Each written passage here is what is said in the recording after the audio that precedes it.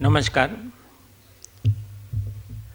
તંદુરસ્તી એ સારા જીવનનો આધાર છે અને જીવનશૈલી એ તંદુરસ્તીનો આધાર છે. અને જીવનશૈલી કેવી હોય એનો આધાર આપણી માન્યતા અને આપણા વિચારો છે. અને એટલે જ શ્રી સૌરાષ્ટ્ર પટેલ સેવા સમાજ સુરત તરફથી હેલ્થ, વેલ્થ ને હેપીનેસને કેન્દ્રમાં રાખી આ વિચારોનું વાવેતર કરવામાં આવે છે. ગયા ગુરુવારે સરસ વાત હમણાં પ્રિયાબેને જે કરી, પ્રતિકૂળતામાં પણ આપણને બોધપાઠ મળે, પ્રયત્નશીલ રહી તો એમાં ઉકેલ મળે.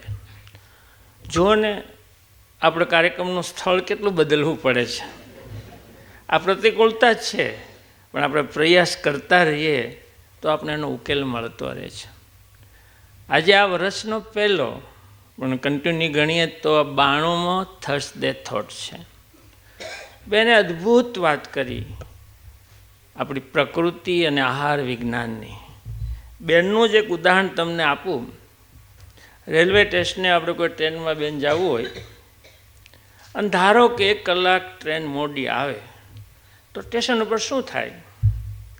એકાદ ભાઈ એવા હોય, ઘડિયાળમાં જોતા મારે શું કરવું, મારે આમ થઈ ગયું, મારે આમ થઈ ગયું, હું આમ દોડીને જાઉં, મારે આ ટ્રેન પકડવાનું, હું બસમાં જાઉં. એ આમ એનો મગજ ખૂબ આક્રમક થઈ ગયો હોય, ઉતાવળો હોય. બીજો એક ભાઈ એવો હોય, આ તંત્રને કાંઈ પડી છે, આ સરકાર કાંઈ ધ્યાન રાખે છે, એ તંત્ર ઉપર એટલો જ તૂટી પડે અને એ કોઈ બેસી જાય કે કાંઈ નહીં, કલાકેડે બીજી આવશે. બસ આ વાત, પિત્ત અને કફ. વાતવાળો ઉતાવળો જ હોય, હું કરું જલ્દી ભાગો. પિત્તવાળો દોષ દેતો હોય અને એના પર ઉકળતો હોય. અને કફવાળો કશું સ્વીકારી લેવાનું છે, નથી આવી તો મગજ ઉપર બગાડવું, એ બેસી જાય. આવી સરસ વાત, પિત્ત અને કફ આપણી પ્રકૃતિ છે. એના વિશે જે મને વાત કરી એવા ડૉક્ટર દેવાંગીબેનને જોરદાર તાળીથી વધાવી.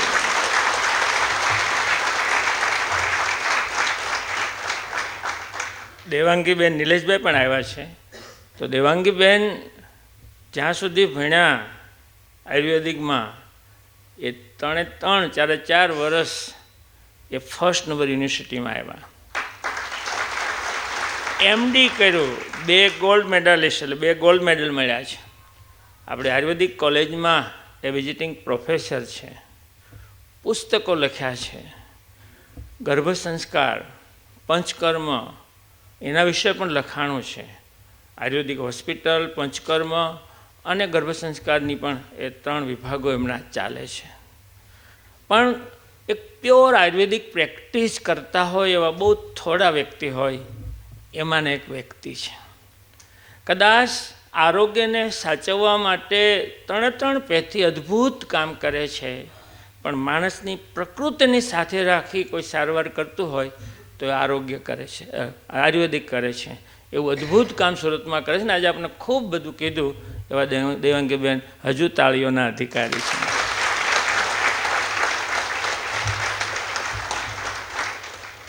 અહીંયા હાર્દિકભાઈએ કીધું કે હાસ્ય એ પણ એક આરોગ્યનું સરસ ઔષધ છે. એવું હંમેશા આપણને હસાવતા એવા સુખદેવભાઈ ધામેલિયાને પણ આપણે જોરદાર તાળીથી બતાવીએ. અમને છેલ્લે 2-5 મિનિટે એકાદો સરસ નવું પ્રોડક્શન કંઈ હોય, કારણ કે આ અવલોકન તો હોય જ કલાકારનું. એક અવલોકન અમને કહેજો તો અમને આમ આજે છેલ્લે હેપીનેસ લઈને પણ હસતા હસતા અમે દાદર ઉતરીએ. એવા સુખદેવભાઈ. આજે વાપીથી સુધીરભાઈ સાવલિયા ઉપસ્થિત છે. મૂળ એનું ગામ ભાડ ઇંગોરાળા, જન્મ નવસારીમાં પપ્પા હતા, પણ છેલ્લા 25 વર્ષથી વાપીમાં બાંધકામનું ખૂબ સરસ કામ કરે છે. એવા સુધીરભાઈ, એમના ધર્મપત્ની બંને ઉપસ્થિત છે. એમને પણ તાળીઓથી વધાવવા છે. એવા જ બીજા હોંગકોંગ, સુરત સાથે હોંગકોંગ જોડાયેલું હીરા ઉદ્યોગથી, પણ સમાજની પ્રવૃત્તિ સાથે ત્યાં આખું ગુજરાતી જે સંગઠન છે એમાં સંજયભાઈ આપણી સાથે જોડાયેલા છે અને સંજયભાઈ સમાજની પ્રવૃત્તિઓને હંમેશા ત્યાં વાતો કરતા હોય છે. આપણું થર્સડે થોટ પણ ત્યાં એ ગ્રુપમાં જોતા હોય છે. એવા સંજયભાઈને આપણે જોરદાર તાળેથી વધાવીએ.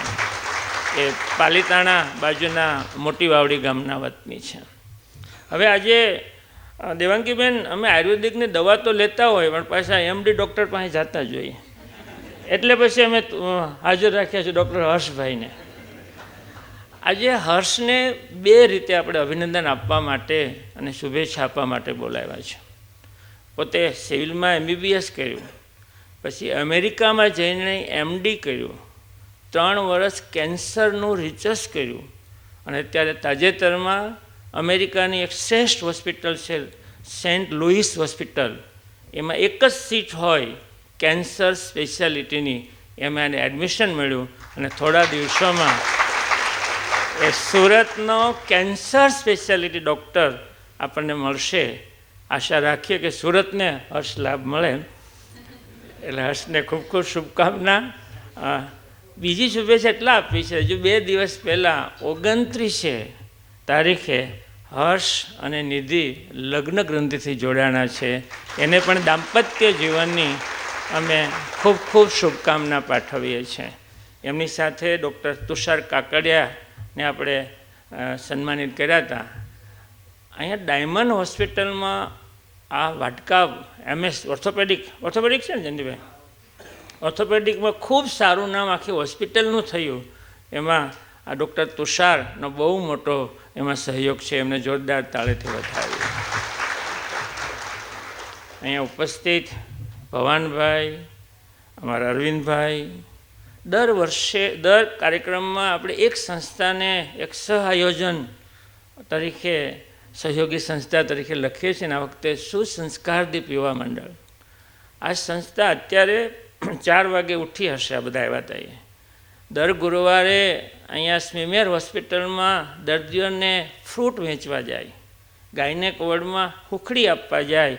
એ કામ પૂરું કરીને આજે થર્સડે થોટના સહયજમાન બન્યા છે. એ આખા સુસંસ્કારદીપ મંડળના તમામ સભ્યોને જોરદાર તાળીથી વધાવીએ. એમના મને શ્રી કાલુભાઈ, પવનભાઈ, અમારા સૌ ટ્રસ્ટીઓ, નિલેશભાઈ, યુવા ટીમ, મહિલા ટીમ અને ઉપસ્થિત તમામ આ વિચારોના વાહક ભાઈઓ અને બહેનો, અને તમારા હૃદયમાં રહેલી પ્રકૃતિની ચેતના એવા પરમાત્માને પણ હું વંદન કરું છું. બેને ખૂબ વાત કરી એટલે મારું કામ સરળ છે. આજે વિચાર આપી દો તો ચાલે એમ છે. માણસની પ્રકૃતિ કેવી, માણસનો સ્વભાવ કેવો, એ સમજવા માટે અસંખ્ય અવનવા તરકીબો અને સિસ્ટમ છે. માણસ કેવો, આપણે કોઈ નોકરી રાખવો હોય તો આપણે જોઈએ ને માણસની પ્રકૃતિ કેવી છે, એનો સ્વભાવ કેવો છે, એ આપણે જોતા હોય છે. આપણા પ્રાચીન શાસ્ત્રો અને વિજ્ઞાને પણ સ્વીકાર્યું છે માણસ જન્મે છે ને ત્યારે પ્રકૃતિ સાથે જન્મે છે અને એને બદલી શકાતી નથી. એટલે આપણે એક કહેવત છે, પ્રાણ અને પ્રકૃતિ સાથે જાય. આપણે છે ને પ્રકૃતિ એટલે સ્વભાવ આવું સમજી લીધું છે. અને પ્રકૃતિ જેવી છે, કોઈ ખીજાતો હોય કે પ્રકૃતિ જેવી છે. પ્રકૃતિ એટલે માત્ર સ્વભાવ નહીં, સ્વભાવ તો પ્રકૃતિને કારણે સ્વભાવ થયો છે. પ્રકૃતિ એટલે શરીરનું બંધારણ, શરીરની અંદર જે આખી બિલ્ડઅપ આપણે DNA છે એ પ્રકૃતિ છે. છોડની અંદર એની પ્રકૃતિ હોય તો એની કેરી આવે અને કાં લીંબોળી આવે. એ માણસમાં જન્મે છે ને ત્યારથી એની પ્રકૃતિ ઇનબિલ્ટ આવે છે, એવું દેવાંગીબેનના કહેવા પ્રમાણે હું સમજ્યો છું. આ પ્રકૃતિ છે માણસમાં. દરેકના શરીરમાં પ્રકૃતિ અલગ અલગ હોય. વાત પ્રકૃતિ, પિત્ત પ્રકૃતિ, કફ પ્રકૃતિ, એનું અનબેલેન્સ જે થાય છે કે વધી જાય છે એટલે આપણે બહાર દેખાય છે એટલે આપણે એની સારવાર કરીએ છીએ. પણ યાદ રાખજો, માત્ર માણસને શરીરને જ પ્રકૃતિ હોય એવું નહીં, તમામ વનસ્પતિને પણ પોતાની પ્રકૃતિ છે.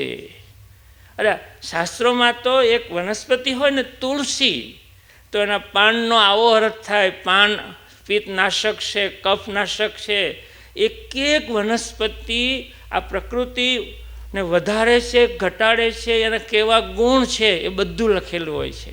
એટલે પ્રકૃતિને સમજી ગયા હોય તો આ પ્રકૃતિ જે આપણે ખાઈએ છીએ એ વસ્તુઓ, કઠોળથી માંડી બધી પદાર્થોમાં પોતાની એક પ્રકૃતિ હોય, એને જો સમજીને લઈએ તો આપણે હંમેશા નિરોગી રહી શકાય. આજે અદ્ભુત વાત આપણે પ્રકૃતિની કરી છે, આપણે સમજી શક્યા હશું. પણ મારે એક બીજી વાત કરવી છે. મનુસ્મૃતિમાં વર્ણ વ્યવસ્થા છે, અને આપણે એક વસ્તુ સમજ્યા છે, સ્વામી સચ્ચિદાનંદજી બહુ સરસ કીધેલું કે વર્ણ વ્યવસ્થા એ જ અધોગતિનું મૂળ છે. નાટકવાનું નથી, એ વાત સાચી છે. પણ આ વર્ણ વ્યવસ્થા કેમ પડી હશે એવું ક્યારેય વિચાર આવે છે? બહુ સમજવા જેવું છે. ખરેખર માણસનું બંધારણ જ અલગ અલગ છે. કોઈ ઊંચો છે, કોઈ શરીરે મજબૂત છે, કોઈ બુદ્ધિશાળી છે, કોઈ ચતુર છે. એટલે પહેલાંના સમયમાં જ્યારે કામની વહેંચણી થઈ તો લડી શકે એવા હતા એ ગ્રુપને એક નામ આપવામાં આવ્યું. ભણી શકે ને ભણાવી શકે, ક્રિયાકાંડ કરી શકે એ ગ્રુપને એવું નામ આપવામાં આવ્યું. ચતુર હતા, વેપાર કરી શકે એવા હતા, એ ગ્રુપને એક નામ આપવામાં આવ્યું. બાકીનું શરીરથી કામ કરી શકે, માત્ર મગજ બહુ ન ચલાવે તો એને એક કામ આપ્યું. તો આપણી જે વર્ણ વ્યવસ્થા છે, આ બ્રાહ્મણ, ક્ષત્રિય, વૈશ્ય અને શૂદ્ર, એ આપણી પ્રકૃતિને આધારે સોંપેલું કામ હતું. એ વર્ણ વ્યવસ્થા છે. વર્ણ વ્યવસ્થા એ ધર્મ આધારિત પણ નથી, અને વર્ણ વ્યવસ્થા એ ઊંચ નીચ માટે પણ નથી. આ પ્રકૃતિને આધારે વર્ણ વ્યવસ્થા થયેલી. ધારો કે ગુજરાત ને પંજાબ ને યુપી ને રાજસ્થાન ને આપણે 4-5 રાજ્યો હોય, અને પછી એમ કહીએ કે આપણીમાં બીજી વ્યવસ્થા, આપણે કામ વહેંચી લઈએ, એક એક કામ કરીએ. તો સરહદ સાચવાનું આપણે કોને સોંપીએ? પંજાબનું. બસ નીકળ્યું ને. પછી એમ થાય વેપાર કરવાનું કામ કોને સોંપીએ? ક્રિયાકાંડ કરવાનું કામ કોને સોંપીએ? છે ને. તો આજે પ્રકૃતિને આધારે તો આપણી વર્ણ વ્યવસ્થા થયેલી છે. દરેક શરીરનો બાંધો અલગ હોય. રાજસ્થાનવાળા અલગ છે ને આપણે અલગ છીએ. આદિવાસી વિસ્તારમાં જે એનો બાંધો અલગ છે, એની પ્રકૃતિ અલગ છે. અને આ પ્રકૃતિને સમજાય. આ જે વસ્તુ ખાઈએ છીએ, આહાર, એ શરીરને અસર કરે છે. એકને કેળા દરરોજ ખાવાનું નુકસાન ન કરતા હોય, બીજાને નુકસાન કરે. આપણે ઘરગથ્થુ અદ્ભુત રસોડામાં બધી સામગ્રી છે જે આપણને નિરોગી રાખી શકે. પણ બેને કીધું એમ, એકને જે લાગુ પડે એ બીજાને લાગુ ન પડે. થોડુંક આયુર્વેદિકનું જ્ઞાન પણ હોવું જોઈએ. શરીરને બહુ સાચવવાની જરૂર છે. સમય બદલાઈ રહ્યો છે. આજે જ પેપરમાં છે કે ભૂતળના પાણી, આપણા 23 જિલ્લાઓમાં ભૂતળના પાણી એવા છે જે હાર્ટને અસર કરે છે, કેન્સર કરે એવા પ્રદૂષણ એમાંથી નીકળ્યું છે. પાણી આપણને નહીં જીવવા દે એવી સ્થિતિ ભવિષ્ય ઊભી થાય. તો આરોગ્યને સાચવો. આપણે કાર્યક્રમની શરૂઆતમાં અમારા સંજય તળવીને ભાવાંજલિ આપી. આ બેંકના અમારા કર્મચારી, અને મારી સાથે જ કામ એ દીકરો કરતો. એટલે સમાજની તમામ પ્રવૃત્તિ એ થર્સડે થોટનો સભ્ય હતો. શરૂઆતમાં થર્સડે થોટ શરૂ કર્યો એટલે પૂરો કરીને જતો હોય ત્યારે મને સંજય કીધેલું કે સાહેબ આ દર ગુરુવાર બધા આવશે. ત્યારે મેં એવું કીધેલું કે સંજય કોઈ ન આવે તો કંઈ નહીં, તું એકલો આવીશ ને તોય આપણે વિચારો આવશું, ઉગવાના છે. એટલે સંજય થર્સડે થોટમાં હંમેશા મારી હામી હશે એ હું હંમેશા સમજું છું. એક સંજયની ઘટના થઈ. બીજી ઘટના સુરતમાં હમણાં બની. એક યુવાને એની પત્ની, એના દીકરાને, એના મમ્મી પપ્પા પર હિંસક હુમલો કર્યો અને પોતે પણ 2 વખત આત્મહત્યાનો પ્રયાસ કર્યો. ઘટના વિશે મારે નથી કહેવું, પણ આ તમામ બાબતો તન મનની તંદુરસ્તીનો પ્રશ્ન છે. તમામ બાબતો તન મનની તંદુરસ્તીનો પ્રશ્ન છે. એટલે આરોગ્યને સાચવવું જોઈએ. હમણાં એક રિપોર્ટ આવ્યો કે આખી દુનિયામાં હાર્ટના જેટલા પેશન્ટ છે ને એના 60% માત્ર ભારતમાં છે. આ સમજવાનું છે. ભારતમાં સર્વે થયેલો તો 54% લોકો શરીરથી શ્રમ કરતા જ નથી. આ સર્વે છે. આપણે પ્રકૃતિને જે જોઈએ ને તે મળવું જોઈએ તો શરીર દોડે. યાદ રાખજો કે તંદુરસ્તી અને સંતોષ હોય ને તો જ માણસ ખીલે, તો જ માણસ સારું જીવે. એટલે તંદુરસ્તીને બરાબર સાચવવી જોઈએ. વહેલા ઉઠો, ઘરના ઓસડિયા જે છે એનો ઉપયોગ પણ કરો, પણ સમજીને. મારે જ હમણાં એવો અનુભવ થયો. અતુલભાઈના સાંભળ્યા પછી દરરોજ હું ફ્રૂટ લઉં, સવારે ફ્રૂટ જ લઉં, પણ પેટ ભરાઈ જાય એટલે ઓછામાં ઓછા 2 કેળા ને બાકીનું ફ્રૂટ બદલાય.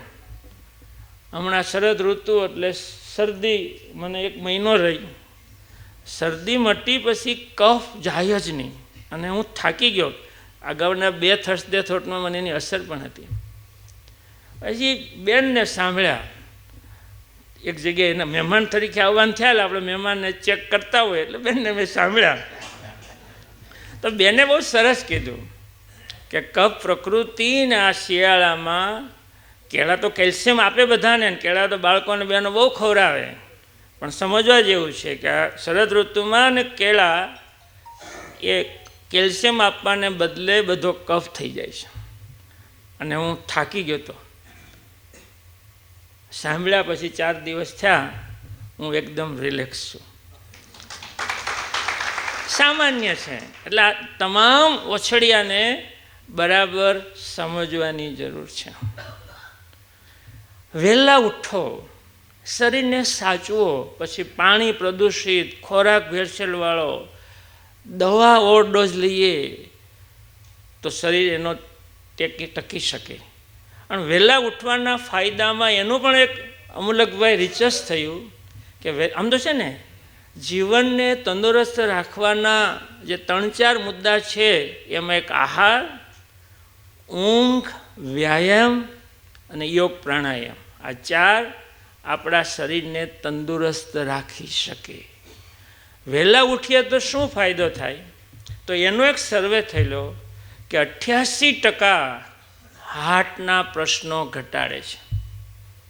99% ડાયાબિટીસ જે હોય એમાં ડી કે ટી છે, ડાયાબિટીસ હોય તો એને ઘટાડે છે. 33% કેન્સરના પ્રશ્નો હલ કરે છે. આ માત્ર વહેલું ઉઠવાથી અને એટલું કરવાથી. શરીરમાં અદ્ભુત મિકેનિઝમ છે.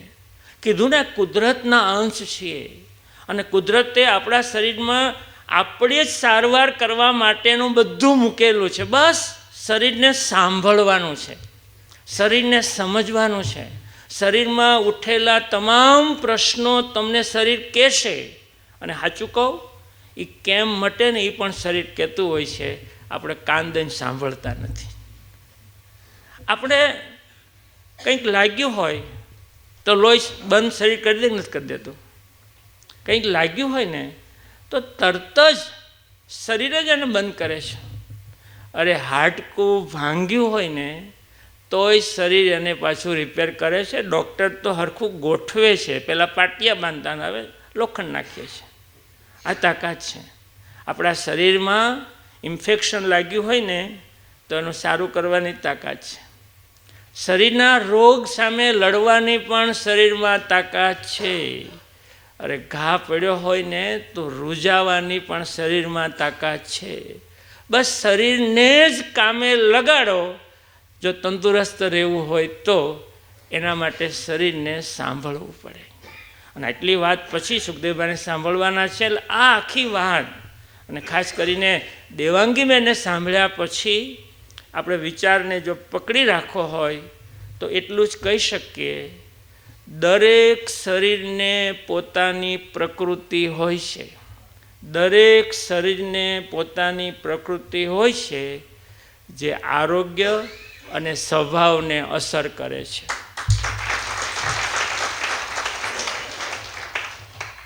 આહાર, પેટમાં જે પાણી નાખો, ખોરાક લો કે ફ્રૂટ લો, આહાર એ શરીરને શક્તિ આપે છે, જે રોગનું કારણ અને ઉપાય પણ છે. આપણે સમજવાનું છે. અને છેલ્લો મુદ્દો, ઘરગથ્થુ જે ઉપચાર કરીએ છીએ ને, ઘરગથ્થુ ઉપચાર એ પરંપરા છે.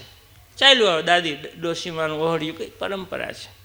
ઘરગથ્થુ ઉપચાર એ આપણી પરંપરા છે, જેમાં આયુર્વેદિક વિજ્ઞાનની સમજ જરૂરી છે. એકને મેથી સારું કરે એટલે બધાને કરે એવું નથી. ડાયાબિટીસ થયેલ કે મેથી ખાવા માંડો. ઘણાને તો શરદી થાય ને પેંડા ખાય તો સારું થઈ જાય છે. ઘણા એમ કે શરદી થાયનું કેળા ખાવા એટલે સારું થઈ જાય છે. ઘણા એમ કે શરદી થાયનું ભજીયા ખાવા એટલે સારું થઈ જાય છે. એટલે આ આપણી ઘરગથ્થુ ઉપચાર એ આપણી પરંપરા છે, સાચી છે, પણ એમાં આયુર્વેદિક વિજ્ઞાનને સમજવાની જરૂર છે. અને છેલ્લી વાત, પ્રકૃતિ આપણી અને જે ખાઈ છીએ વસ્તુની પ્રકૃતિ પ્રમાણે ખોરાક લઈએ તે નિરોગી રહેવાનો શ્રેષ્ઠ ઉપાય છે. તો બસ આપણે બધા આ હેલ્થ, વેલ્થ અને હેપીનેસ એટલા માટે જ કેન્દ્રમાં રાખીને આ વિચારો વાવીએ છીએ કે આપણે તંદુરસ્ત રહીએ, હેપી રહીએ, હેલ્થને પણ ક્રિએટ કરીએ અને આપણે આપણું જીવન ખુશખુશાલ જીવીએ. આપણું આખું જીવન એ ગુણવત્તાવાળું બને એવા આશયથી આ કાર્યક્રમ યોજાય છે. અને આપ સૌ એ વિચારોનો વાહક છો. લોકો સુધી આ વાત પહોંચે, મને ગૌરવ છે. ગયા વખતની વાત તો સામાન્ય પ્રતિકૂળતાવાળી જ હતી ને એમાંથી ઉકેલ મળે, પણ અત્યાર સુધીમાં 5 દિવસ થયા મૂક્યો અને 1.5 લાખ લોકોએ એ વિચારને સાંભળ્યો છે. એ લોકો વિચારને સાંભળે છે, અસર જેટલી થાય એટલી, પણ તમે બધા, તમારામાં હું વિચારને વાવું છું. ઉગાડવાનું કામ ધરતીનું છે. હું વાવું છું, એ વિચાર ઉગવા જોઈએ. પહેલું કામ, તમે તંદુરસ્ત બનો, પ્રસન્ન બનો, તો ઓટોમેટિક તમે જે ધંધો વ્યવસાય કરતા હશો એમાં પ્રગતિ કરશો. આ જયંતિભાઈ તો આ સાંભળીને દોડતા થયા અને કેટલી હેલ્થમાં ફરક પડ્યો છે. અમારા શાંતિભાઈ પાગડાળ, આ સુસંસ્કાર યુવા મંડળના 60 વર્ષ પછી પણ બિઝનેસ કરી શકાય અને અત્યારે ખૂબ સારો બિઝનેસ એ વધારી દીધો છે. એને એક જોરદાર તાળેથી વધારે. બસ તમારા બધાના જીવનમાં હેલ્થ, વેલ્થ ને હેપીનેસ હંમેશા રહે એવી શુભકામના.